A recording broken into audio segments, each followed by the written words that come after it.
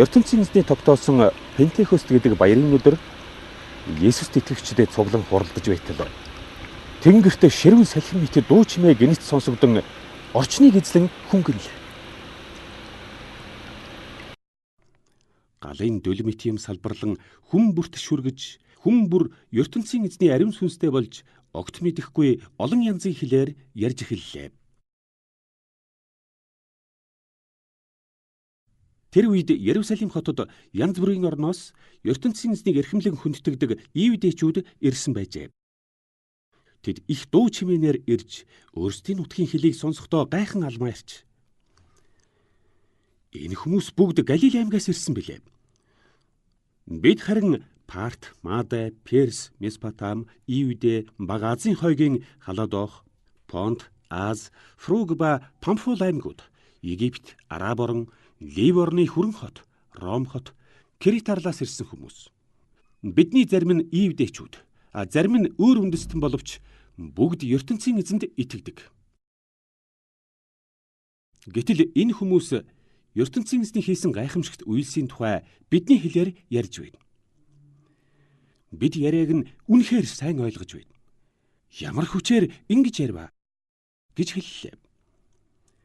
Хүмүүс гайхан мухардаж, одоо яана, эднэр согтуу байхаа хэмээн ярилцжээ.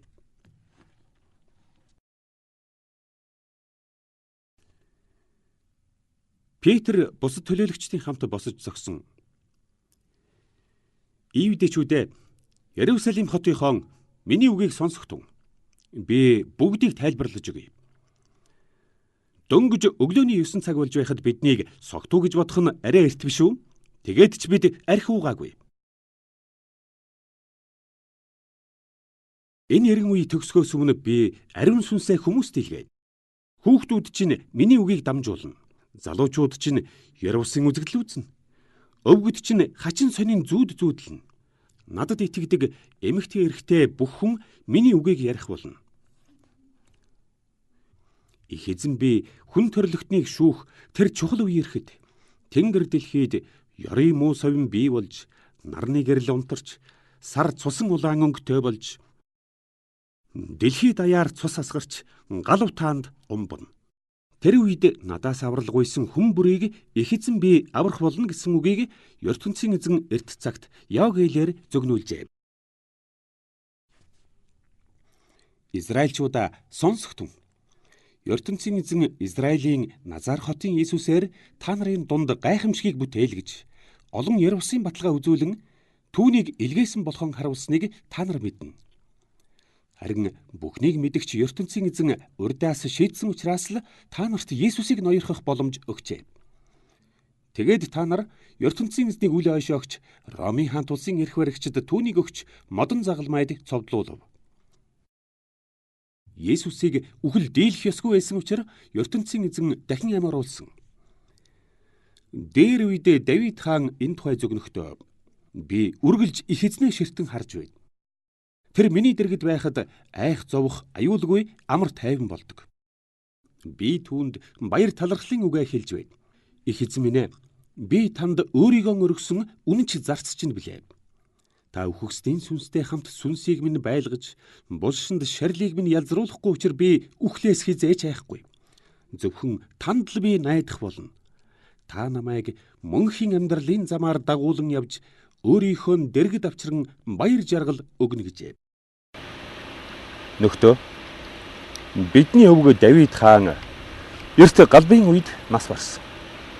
Түүний бус эндээс холгүй байгааг бид сайн мэднэ. Давид хаан өөрөө ертөнцийн эзний нэг зарлаг байлаа.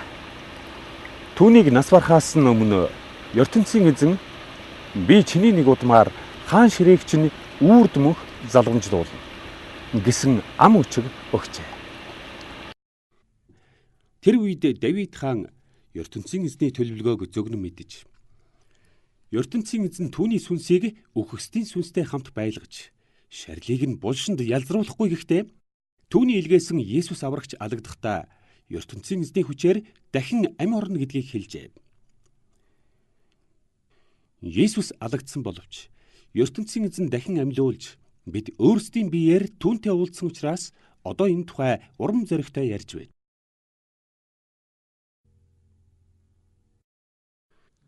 Хэдэн өдрийн өмнө ертөнцийн эзэн эцэг маань Есүсийг тэнгэрт дээш гаргаж өөрийнхөө баруун гар талын хүндэт суудалд залруулж амлсан ёсоор ариун сүнсээ өгчээ. Та бүхний үзэж сонсож байгаа энэ бүх зүйлийг Есүс одоо хийж байна. Харин энэ бол Давид хааны ажил гэж бүү ташааран бодогтун. Өстөн дайснуудыг чинь хөлийн гишгүүр болгож өгөх үеийг хүртэл чи миний баруун гар талд суусгаа хэмээн ертөнцийн эзэн их эзэнд маань хэлжээ гэж дээр үед Давид хаан өгүүлсэн байна. ертөнцийн эзэн Давид хааныг тийхүү тэнгэрт гаргаагүй учраас тэрээр өөрийнхөө тухай яриаг нь мэдээж. Тэр хаан зөвхөн Есүсийн тухай зөгнжээ. Тийм учраас ертөнцийн эзэн Есүсийг бидний их эзэн аврагч болгон томилсныг Израильчууд та бүгд одоо сайн мэднэ. Тэгсэн хэрнээ түүнийг модон загалмайд цовдлуулж алуулсан байна гэж өндөр дуугаар өгүүлжээ. Тэнд байсан хүмүүс Петрийн энэ үгийг сонсоод сэтгэл догтлон "Нөхдөө, бид одоо яах вүлээ?" гэж асуулаа. Гэмт амьдралаа орхиж Есүс Христэд итгэснээ батлаж усаар угаалгах тун. Тэгвэл ертөнцийн эзэн гмийг чинь уучлж ариун сүнсээ бэлэг болгон өгнө. Тэр та нарыг үеийн үед Есүст итгүүлээд зогсохгүй хол ойрын улс гүрний харь хүмүүсийг ч аврах хүсэлтэй. ертөнцийн эзэн өөрийг нь ойлгосон хүн бүрт ариун сүнсээ өгөхөөр амласан билээ. Харин өөрт нь үл итгэгч гэмт хүмүүсийг тэр шийтгэх болно. Тэр шийтгэлээс өөрсдийгөө аврах тун. Гэх мэтээр Петр учирлан ярьлаа. Олон хүн түүний үгийг дагаж усаар угаалгахаар болжээ. Тэр өдөр ертөнцийн эзэн 3000 орчим хүнийг Есүст итгэгчдийн бүлэгт нэмэн орууллаа.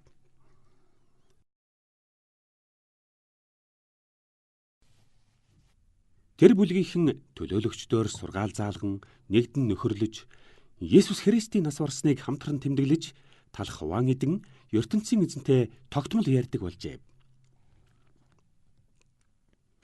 ертөнцийн эзэн төлөөлөгчдөөр олон гайхамшигыг бүтээлгэхэд хүмүүс айн бахаддаг байлаа. Есүс Христэд итгэгчид бүх юмаа хуваан идлэн зарим нь эд юмар дутагдахад бусд нь хөрөнгөөн худалдаж, гачигдж дутагдсан нэгэндээ мөнгө өгч тусалдаг байжээ.